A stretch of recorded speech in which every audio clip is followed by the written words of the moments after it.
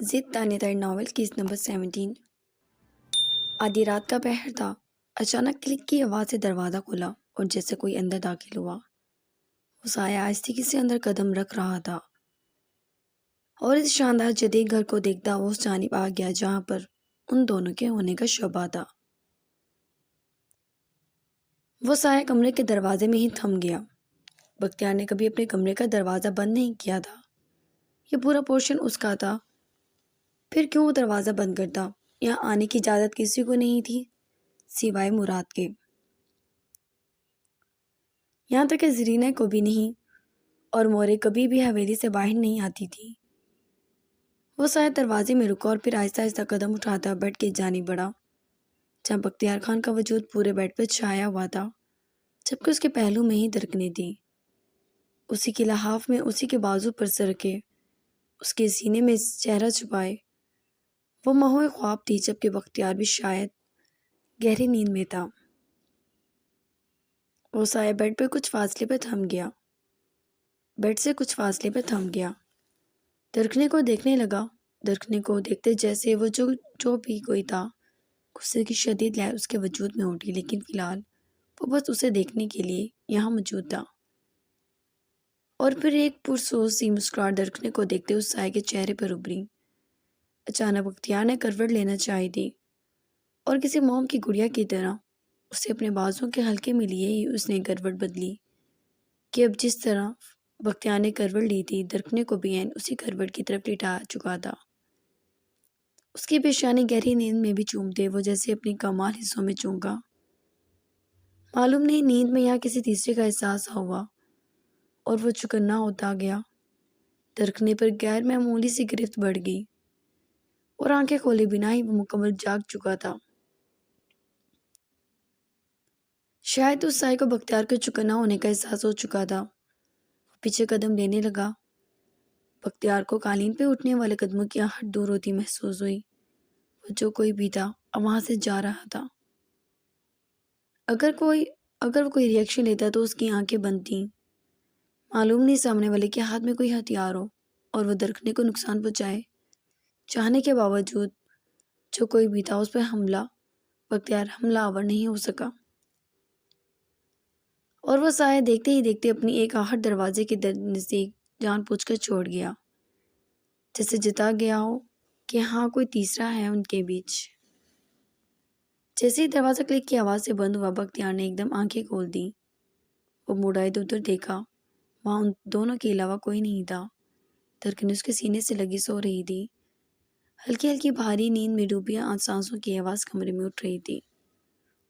بختیار نے آہستگی سے اس کے وجود سے گرفت کو ہلکا کیا اور وہ دوسری طرف سے بیڈ سے نیچے اتر گیا۔ وہ کون تھا؟ یہ سوال اس کے دماغ کو ہلا چکا تھا۔ کس میں اتنی جرأت تھی کہ بختیار کے بستر تک پہنچ جاتا؟ پیشانی پہ بکھرے بالوں کو یوں ہی متفکر پیشانی پہ چھوڑے اس نے اپنی شال کا احالہ اپنے گرد لپیٹا اور اس کی گرد اس کے ہاتھ میں تھی۔ اس چادر میں اس نے وہ گن لپیٹ لی اور وہ اس پوزیشن میں بنا بنے چور دروازے کی جانب پڑا اور وہاں سے باہر نکلا۔ آدھی رات کا سما تھا، ہر کوئی محو خواب تھا۔ ٹھنڈی ہوا نے اس کا استقبال کیا اور وہ ادھر ادھر دیکھنے لگا۔ سامنے ایک دروازے سے کچھ دور تھا، لیکن جو کوئی بھی تھا باہر نکلنے کے لیے بختیار کے سامنے سے گزرتا۔ بختیار وہیں کھڑا رہا اور پھر اچانک وہاں سے ایک سایہ تیزی سے دوڑ کے باہر کی جانب بھاگا۔ بختیار اس سے پہلے اپنی گن کی ساری گولیاں اس سائے کے اندر اتار دیتا۔ وہ تھم گیا۔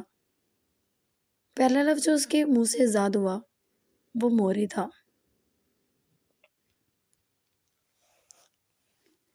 آج رکھنے سے پہلے وہ اٹھا ہوا تھا، ڈائننگ ٹیبل پہ موجود وہ کافی کا مگ ہاتھ میں لیے کسی گہری سوچ میں مصروف تھا۔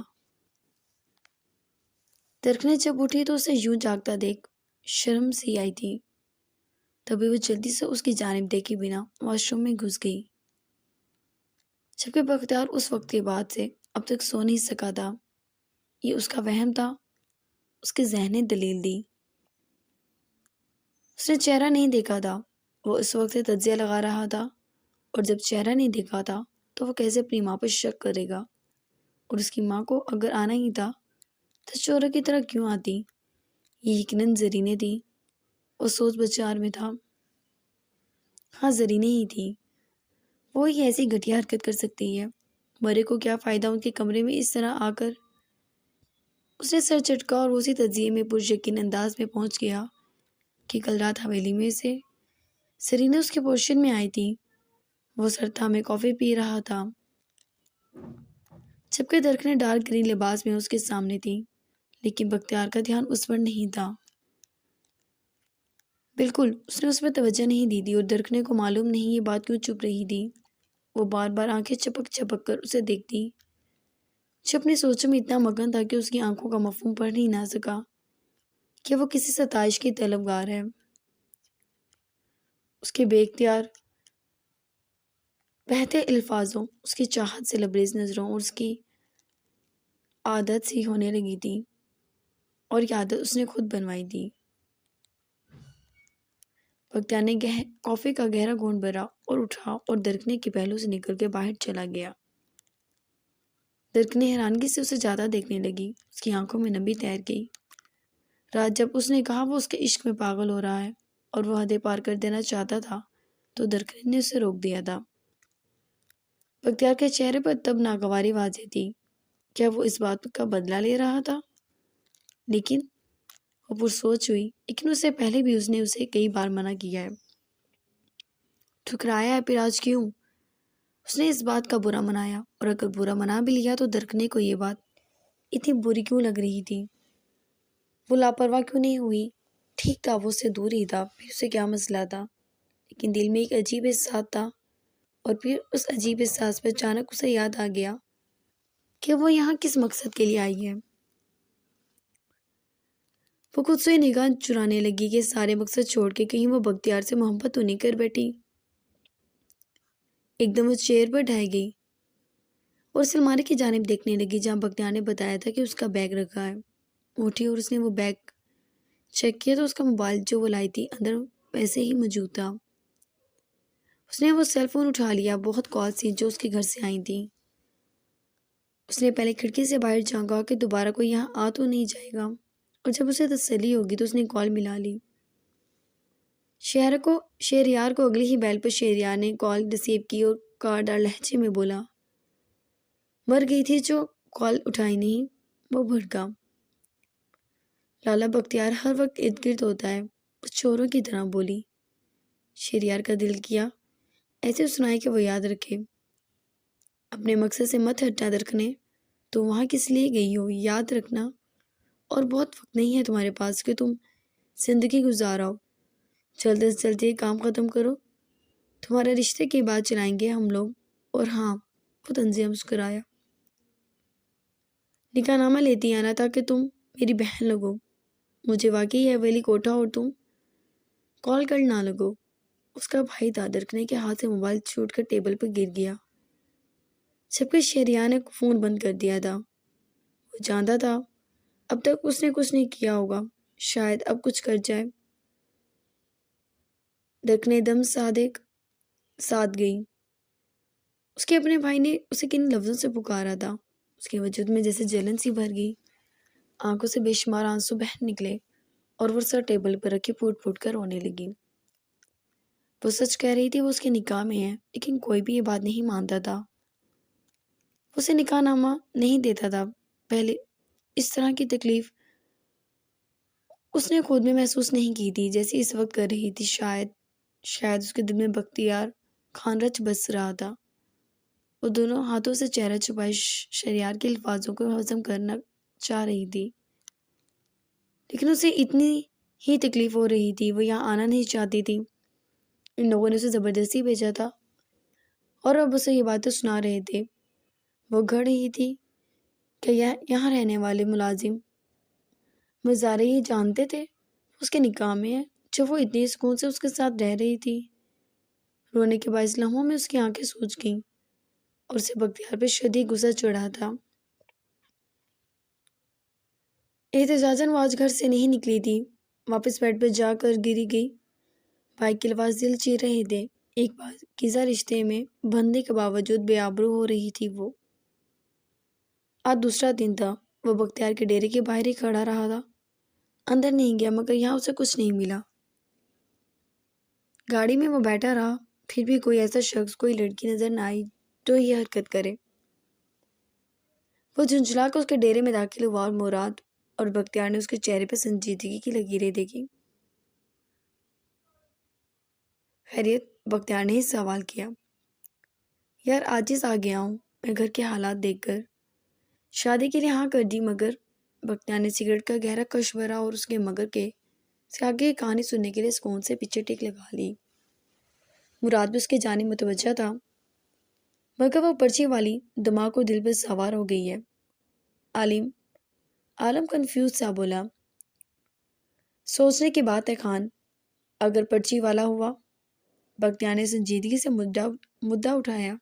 عالم نے نہایت بیزاریت سے اس کا یہ ٹھنڈا ترین جوک سنا تھا۔ مراد اپنی ہنسی دبانے لگا، البتہ اور کرو بکواس، ان کا محبوب ان کی دسترس میں آ گیا تو گالوں سے ہنسی دور نہیں ہو رہی اور دوسروں کی پریشانی پہ ذائقہ آ رہا ہے۔ عالم بھڑکا، چلو بھائی مراد، اس بن پانی کی مچھلی کا معاملہ حل کرو۔ خان کبھی محبت کسی اور شادی کسی اور سے کر بیٹھے۔ بختیار نے مسکراتے ہوئے کہا، جبکہ مراد نے سر ہلا دیا۔ پھر بھی سوچ لو، کوئی بچی بھی ہو سکتی ہے۔ بختیار نے پھر سے کہا۔ چپ ہو جا، عالم چیڑا، کوئی کالی بھینگی بھی ہو سکتی ہے، اب ہر کوئی تو ہمارے سائیں کی طرح ہنسی نہیں ہوتا۔ سکون سے بولا، جبکہ عالم کا بس نہیں چلتا تھا اس پر۔ اچھا، یہ عالمی کمیٹی کیوں بیٹھی ہے؟ عالم نے ان دونوں کو سر جوڑے دیکھا تو دریافت کیا۔ بختیار چپ رہا، جبکہ مراد جانتا تھا وہ کوئی بات نہیں کرے گا۔ یہ رہی زمینوں کے کاغذات اور ہم ان زمینوں پر بحث چھیڑے ہوئے ہیں، جبکہ وہ کل رات والے ضائع پہ بحث کر رہے تھے۔ آؤ، مجھے چکر نہ دو، اس کا محبوب بھی غائب ہے، کسی گھوڑے کو گھوڑی بنانے میں مصروف بھی نہیں دکھ رہا، اور تم دونوں کی بھوتیاں بتا رہی ہیں کوئی مسئلہ ہے۔ عالم نے بات پکڑی، بختیار نے بھی نگاہ گھمائی۔ وہ لڑکیاں تنہا اداس بیٹھی تھیں کیونکہ دھڑکنیں ان کے بیچ نہیں تھیں۔ معلوم نہیں آج وہ کیوں نہیں آئی۔ بختیار نے سر جھٹکا، اتنی سائنس اپنے محبوب کو ڈھونڈنے میں لگاتے تو وہ تمہارے کمرے میں ہوتی آج۔ وہ طنزیہ بولا، مزارے بھی نکمے، مالک بھی نکمے، اس نے ایش ٹرے میں سگریٹ کو مسلا اور سر جھٹکا۔ شٹ اپ، عالم نے غصے سے اسے دیکھا۔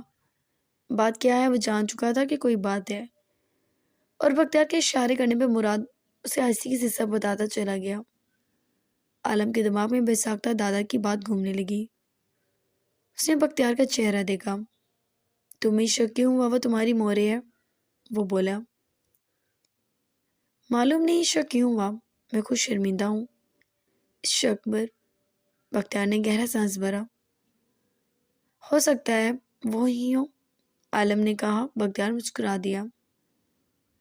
وہ مالک ہیں، چورن کی طرح کیوں آئیں گی؟ اس زرینے کے علاوہ اور کوئی نہیں۔ میں نہیں جانتا بختیار کیا ہے کیا نہیں، لیکن بہت کچھ ایسا ہے جس پر دھول جمی ہے۔ تمہیں دادا سے ملنا چاہیے۔ یہ دھول، یہ گرد ہٹے گی تو تم شاید ان فکرات سے نکل آؤ۔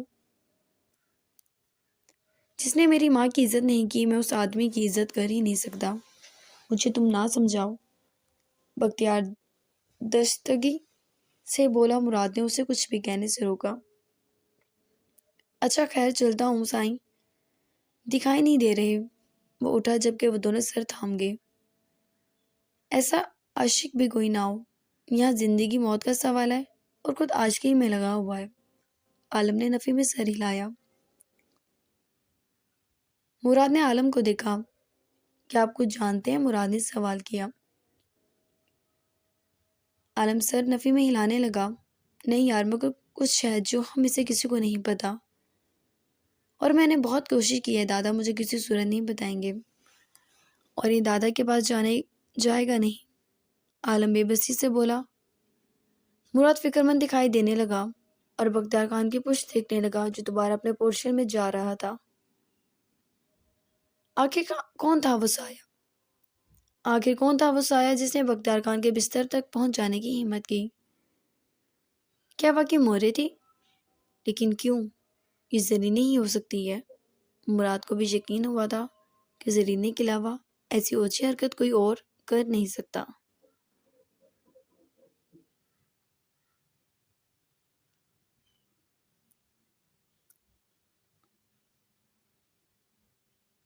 وہ اندر داخل ہوا تو چھوٹا سا لیونگ روم خالی تھا۔ اس نے کمرے کی جانب قدم اٹھائے تو تکیوں میں چہرے چھپائے۔ وہ کسی احتجاج میں مصروف تھی۔ بختیار کے لبوں پہ مسکراہٹ پھیل گئی۔ سائیں، کون سا احتجاج ہے جو آپ اس طرح کمرے میں بند ہو گئی ہو؟ اس کے نزدیک بیٹھا اس کی کمر پہ ہاتھ رکھ چکا تھا۔ دور ہٹو، وہ بل کھا کے پلٹی۔ بختیار نے سنجیدگی سے اس کی جانب دیکھا۔ رو رو کے آنکھیں سوج گئی تھیں اس کی۔ بختیار کو درکھنے کا انداز ناگوار گزرا تھا۔ اس کے چہرے پہ صاف لکھی تھی یہ بات، لیکن جو کچھ شہریار نے اسے کہا تھا اس کے بعد کیا وہ اس کے ساتھ نارمل ہو سکتی تھی؟ کیا ہوا ہے؟ وہ سوال کرنے لگا۔ میرے آنسوں کی وجہ تم ہو، صرف تم ہو بختیار، تمہارے علاوہ اور کوئی نہیں، اور وجہ بھی تم مجھ سے ہی پوچھ رہے ہو۔ وہ بھڑکی، رگڑ کے آنکھیں صاف کرنے سے مزید سرخ ہوئی تھی۔ بختیار اپنی پیشانی پہ 2 انگلیوں سے دباؤ ڈالنے لگا۔ چیخے مت خان، بے حد ٹھنڈے اور سپاٹ لہجے میں وہ اسے چیخنے سے ٹوک گیا۔ جبکہ زرینہ ہوتی تو اب تک 6 باتیں سنا چکا ہوتا۔ میں چیخوں گی کیونکہ تم میرے ساتھ ناانصافی کر رہے ہو، یہ ظلم ہے مجھ پر۔ وہ سسکی۔ بختیار نے گہرا سانس بھرا۔ دنیا میں محبوب کے علاوہ آپ کے سر پہ کوئی ناچ نہیں سکتا، اور یہ اسے واضح نظر آ رہا تھا۔ کون سا ظلم ہو گیا آپ پر، جبکہ رات آپ نے مجھ پہ ظلم کیا ہے؟ رات کا منظر اسے یاد دلانے لگا جب وہ مکمل ہوش گنوا رہا تھا اور وہ اسے روک گئی تھی۔ بختیار، درکنے ہار مان کر بولی تھی۔ بختیار کو لگا جسم کی ساری سماعتیں اسے سننے کو بےتاب ہو اٹھی ہوں، اور اس کے لبوں سے تو اپنا نام ہمیشہ اتنا ہی اچھا لگتا تھا۔ حکم کریں خان، کون ہے جس نے آپ کو اتنا رلا دیا؟ وہ آہستگی سے، بہت پیار اور چاہت سے اس کی سوجی سوجی آنکھوں پہ اپنی انگلی کی پور پھیرنے لگا تھا۔ میں کون ہوں؟ درکن نے سوال کیا۔ وہ مسکرا دیا۔ کہاں سے شروع کروں؟ آبا نفس نفیس بختیار خان کا عشق ہے، اس کا پاگل پن ہے، آپ سراپہ حسن ہیں، آپ موجے بہار ہیں، آپ دیوانگی ہیں، آپ میری ہیں، آپ کا رواں رواں بختیار خان کیا ہے؟ بولے سائیں، یہ بھی کوئی سوال ہوا کرنے والا؟ وہ بولو اور آہستگی سے اپنا بھاری مضبوط کرستی بازو اس کی کمر کے گرد لپیٹ لیا۔ درکنوں کو آج وہ نکاح نامہ لازمی چاہیے تھا، تبھی وہ اس کی باہوں میں سما گئی، اس کے سینے پہ ہاتھ رکھ لیا، اور بختیار اسے موم کی گڑیا کی طرح خود پر کھینچ چکا تھا۔ دنیا مجھے تمہارے پاس کس نظر سے دیکھے گی؟ وہ اپنی بات کا مقصد اسے سمجھاتے ہوئے پھر سے رونے لگی۔ لہجہ بھیگ گیا۔ بختیار چونک گیا۔ کسی نے کچھ کہا ہے؟ اس نے اس کا چہرہ اٹھایا۔ ہاں، وہ غصے سے بولی۔ اپنے علاوہ سب پر شک تھا اسے، جبکہ سب سے بڑا مجرم وہی تھا۔ کس نے؟ سختی اور غصے سے پوچھنے لگا۔ میں نے، خود نے، وہ بھی غصے سے بولی۔ بختیار ماتھے پہ تیل بھی ڈالے بات سمجھنے لگا، اور جب بات سمجھ آ گئی تو ہنسنے لگا۔ اب آپ کو تو الٹا نہیں ٹانگ سکتا نا؟ سائیں، فالتو باتیں نہ سوچیں، اسے نکاح نامہ چاہیے۔ اس کے پیار کرنے کی طلب پر اس نے پھر سے اسے خود کو دور کیا اور اپنا مدعا رکھا۔ بختیار سوار نظروں سے اسے دیکھنے لگا۔ میرا ایک اصول ہے خان۔ اچانک اس کا چہرہ اپنے ہاتھوں کی سخت گرفت میں جگڑتا وہ بولا۔ درکنے ڈر گئی۔ میرے اندر کا ہر احساس صرف آپ کے لیے ہے، میری جان آپ پر صدقے جائے، لیکن کوشش کریں سائیں، آپ نہ روکیں مجھے، اس کے بار بار ٹوکنے پر کہہ گیا۔ درکنے اس کی جانب دیکھنے لگی۔ بختیار نے اس کا چہرہ چھوڑ دیا۔ بختیار، میں تمہاری رکھی ہوئی عورت نہیں ہوں، مجھے نکاح نامہ چاہیے۔ دنیا کو پتہ ہونا چاہیے میں بھاگی ہوئی نہیں ہوں، تمہاری بیوی ہوں۔ پھر مجھ سے جو حق مانگو گے کبھی نہیں روکوں گی۔ اگر مجھے عزت دو، صرف لفظوں سے مجھے آسمان پر بٹھا کے یہ ثابت نہ کرو گے کہ تم مجھ سے کس حد تک محبت کرتے ہو۔ کہاں ہے وہ نکاح نامہ؟ مجھے چاہیے، تاکہ مجھے یقین ہو کہ واقعی میں تمہاری بیوی ہوں۔ وہ بولتی گئی اور اپنا چہرہ چھپا کے رو دی۔ بختیار چپ چاپ اسے سن رہا تھا۔ نکاح نامے سے کوئی فرق نہیں پڑتا، سپاٹ انداز میں بولا۔ درخنے تکلیف سے اسے دیکھنے لگی.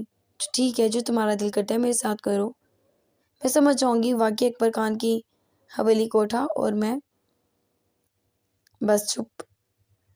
ایک دم وہ اسے بھڑکتا ہوا جھٹک گیا. درخنے آنسو سے تر نگاہوں سے اسے دیکھ رہی تھی. جو دل میں آ رہا تھا بولے جا رہی ہیں. غصے سے چہرہ سرخ ہو گیا تھا. کیا یہ کافی نہیں ہے آپ کے لیے؟ میں آپ کو کہہ رہا ہوں کیا میرے نکاح میں اور آپ کی اس موٹی بھدی میں یہ بات کیوں نہیں ہے کہ نکاح کیا ہے، کہ نکاح کیا ہے آپ نے مجھ سے؟ وہ رج کر اس کی پیشانی پہ انگلی مارتا بولا، اور وہ اس کی انگلی سے ہی پیچھے ہو چکی تھی. شکوہ کو نظروں سے اسے دیکھنے لگی. مجھے ایسے دیکھنے کی ضرورت نہیں ہے. وہ پرسوچ دکھ رہا تھا. درخنے پھر بھی ضدی بنی اسے دیکھتی رہی. میرے پاس نہیں ہے یار وہ نکاح نامہ. بلاخر وہ بول اٹھا. درخنے کی آنکھیں پھیل گئیں. کیا مطلب؟ مورے کے پاس ہے اور وہ مجھے نہیں دیں گی. وہ بولا جبکہ درخنے کو یہ مورے کا قصہ سمجھ ہی نہیں لگتا تھا. تو تم مانگ لو. وہ جلدی سے اس کا کرستی شانہ تھامتی بولی. محبوب وہ نہیں دیں گی. وہ چاہت لٹاتی نظروں سے اس کی بے اختیاری کو دیکھتا بولا تھا. درخنے خفیف سی ہوتی دور ہوئی. کیوں؟ وہ بولی. پتہ نہیں، ماں ہے ان کے آگے سوال نہیں کروں گا. وہ پیچھے پلٹتا بولا. درخنے اس کے پاس ہی بیٹھی تھی. بھلے مجھے مار دو، اپنی ماں کو خوش کر دینا. وہ بھڑکی. نہیں سائیں، غلط بات. مورے کے لیے ایسے غصہ نہیں کرنا. وہ نرمی سے بولا. ہاں مجھے یاد ہے، ورنہ تم مجھے مارو گے. اسے یاد تھا کہ اس کی مورے کے متعلق کی بات کرنے پر اس نے اس پہ ہاتھ اٹھایا تھا. بختیار ہنسنے لگا. بڑا کچھ یاد ہے آپ کو. معنی کی اسی مسکراہٹ سے وہ بولا، جبکہ درخنے غصے سے اسے گھورنے لگی. ٹھیک ہے پھر تم دوبارہ نکاح کرو مجھ سے، اور جب تک نکاح نہیں ہوگا میں تمہارے ساتھ نہیں رہوں گی. وہ بولی. اور یہ بات پوری دنیا کو پتہ ہونی چاہیے بختیار کہ میری اور تمہاری شادی ہو رہی ہے. وہ اس کا گریبان جکڑتے گھورتی ہوئی سے وارن کر رہی تھی. بختیار کا دل اس وقت اس کے بھڑکنے، اس کے حق جتانے اور یہاں تک کہ اس کے گریبان جکڑنے پر بے حد خوش تھا. وہ یوں ہی سے دیکھتا رہا. ورنہ آہستگی سے بولا، میں تمہیں جان سے مار دوں گی اگر اب میں رسوا ہوئی تو. وہ غصے سے کہہ کر اس کا گریبان چھوڑتی وہاں سے بھاگنے لگی کہ بختیار نے اس کو بالوں سے ہی جھگڑا اور پیچھے اپنے سینے پر کھینچ لیا. دنیا کے مشکل ترین کام کا حکم دے کر بنا معاوضے کے فرار ہو رہی ہیں. حیرت ہے سائیں، آپ بھی کم عقل نکلی مراد کی طرح. اس نے بیڈ پہ پڑکتے اس پر سایہ فگن ہوتے. وہ نفی میں سر ہلا رہا تھا. درخنے نے اس کے اظہار سے نکلنا چاہا، مگر بختیار کی گرفت عام نہیں تھی. یہ مشکل کیوں ہے؟ پوچھنے لگی، جبکہ بختیار اس معصومیت پر قربان نہیں چاہتا.